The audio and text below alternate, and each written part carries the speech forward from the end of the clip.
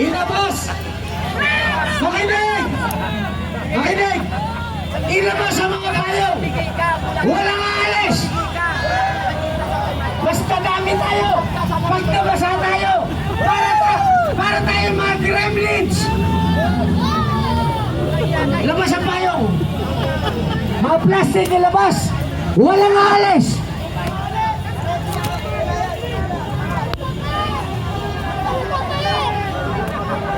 Magsalita ka! Magsalita ka! Sige, brother. Yan! Andito na yung ating isang tagapagsalita. Ayos sa katatang Khalil. Ako sa bayan. Ako ay nahanay. Basa yung mic mo. Ito malahimik yan. Magandang araw, kamulang Pilipinas! Mabuhay ang sabayang Pilipino! Mabuhay ang pagtaw ng para sa dito! Huwag kayong papayang nagtitang kayo ng sino mga politiko! Nagdaan sa pamilyan! Tandaan nyo! Ang karapatan ng tao ay tinakda sa ating mga Pilipino! Mayaman ka man! Mahirap ka man! Kailangan ibigay sa iyo ang nararapat para sa iyo, sa iyong pamilya, sa iyong mahal sa buhay. Kami po sa nararan ng mga DDS Vloggers Alliance Corporation at isa po sa Kabatang Kali ang nagbibigay ng tama, tapat at wastong pag-informasyon sa ating mga kasama. Mga kasama, hindi ako ganun kagaling pagdating sa nakaupa. Hindi ako ganun kagaling pagdating sa bahay. Ngunit meron po iiwanan sa inyo ang isang kataya kung batang kayo. Luzon, Visayas, Mindanao, tayong lahat ay mga Pilipino. Bakit kailangan pa na tayo magtanong ng una? Bakit kailangan pa na tayo mag-away-away?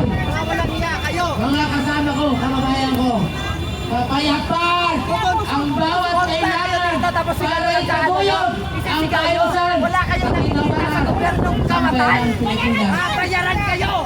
Mga kasama kabataan na nandito, makinig kayo. Kami po ay patapos na. Hindi nila iniisip Kami po, yung makanan na kanilang mga anak. Ako wala akong anak.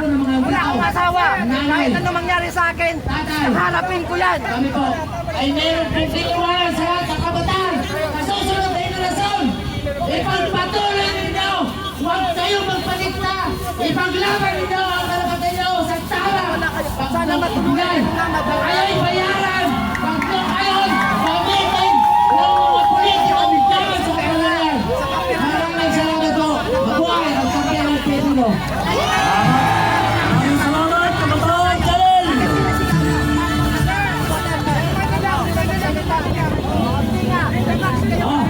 Yung mga nasa Makabayan Block dyan. Pagkakataon ninyo ngayon para magsalita kayo. Ito, pagbibigyan kayo dito. Kayo, mga sigaw-sigaw dyan, mga kabataan o mga Makabayan Block, bigyan kayo ng pagkakataon para magsalita dito. Mag-attend dito.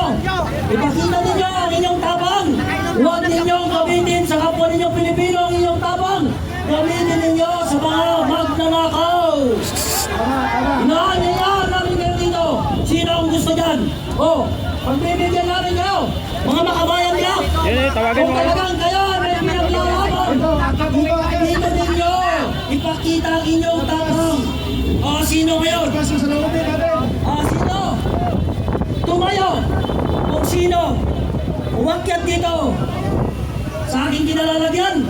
Kung sino ang gustong magsalita sa mga Makabayan Block, binibigyan kayo ng pagkakataon para magsalita, marinig ng sambayan ng Pilipino ang inyong hinaing laban sa ating pamahalaan. Welcome ka dito, welcome.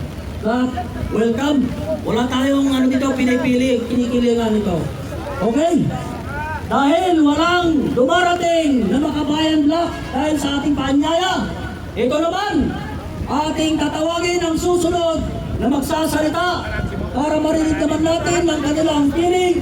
Ito, si Ayin Veloso ng Kabataang Tanggol. Asan po kayo? Mga kabataan, nasan sila? Si Ayin Veloso.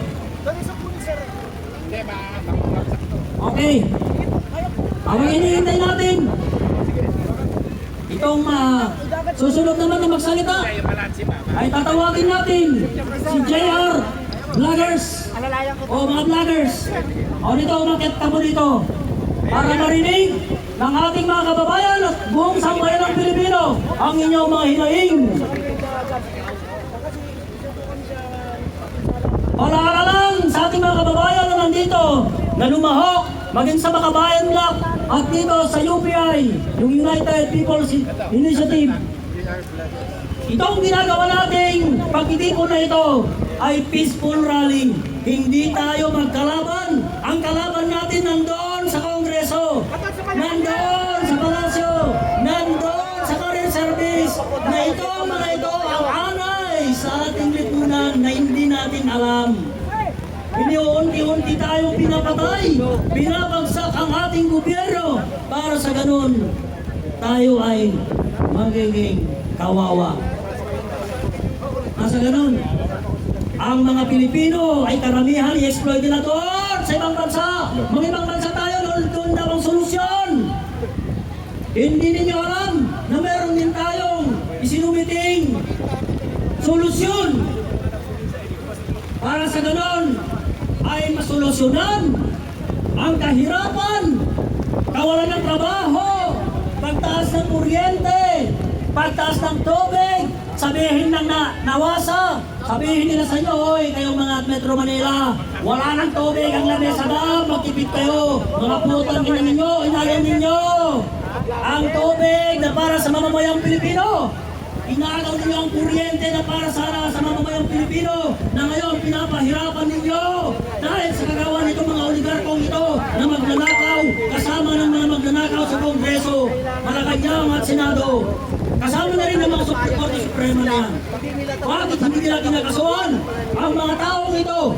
Bakit ninanakaw ang pera ng kaban ng bayan? Mayroon naman tayong Department of Budget and Management na nakapangalaga sa mga pondo ng ating gobyerno. Nandyan ang COA na yan. Anong ginagawa niyo mga taga-COA?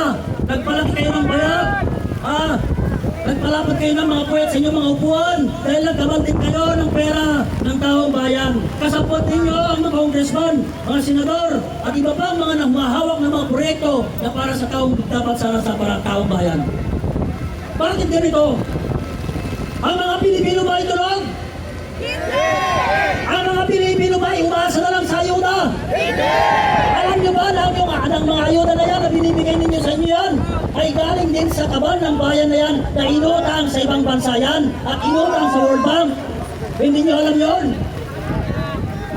Kung alam nyo pala yun, bakit ang karamihan sa Pilipino ngayon ay sumusuporta pa rin sa mga buhaya? Bakit hindi sila pumunta dito? Ipakita ang tapang nila para harapin natin yung mga buhaya na yan. Sunugin natin ang mga buhaya na yan. Wakasan na ang korupsyon sa buong Pilipinas para sa ganon lahat tayong Pilipino ay umasenso. Meron tayong binigay na solusyon sa administrasyong ito. Pero ito ay binaliwala nila. Ang hydropower irrigation system na yan na merong 3 operation. Ito ay magbibigay ng sapat na tubig sa irigasyon sa ating mga agrikultura.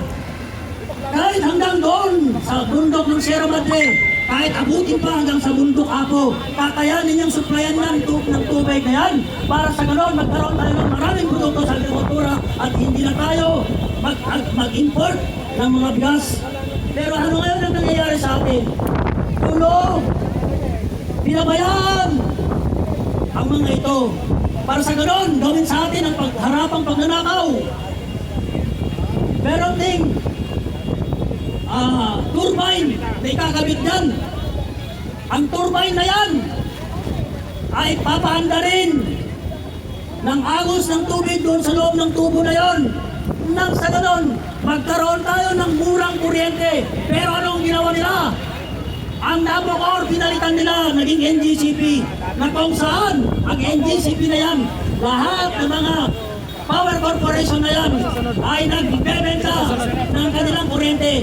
Dahilan na itong Metro Manila mahalang sige ng kuryente hanggang doon sa dulo ng Pilipinas.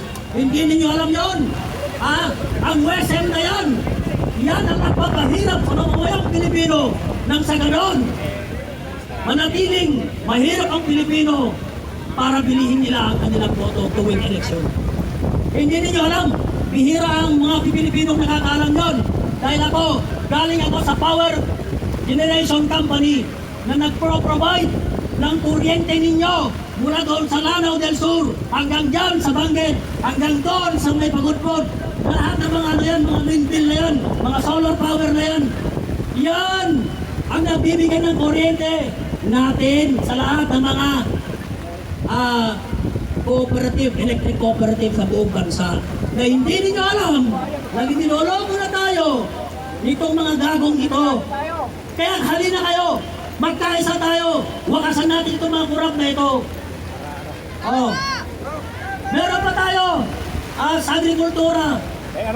Pwede natin gawin ito 3 beses ang magtanim at mag-ani sa isang taon. Ayaw nilang gawin ito dahil ang pinangungunahan nila ay korupsyon. Okay? Ito, akin naman pong tatawagin ngayon. Ang susunod na tagapagsalita ay isang buong pamilya ito. Itong buong pamilya.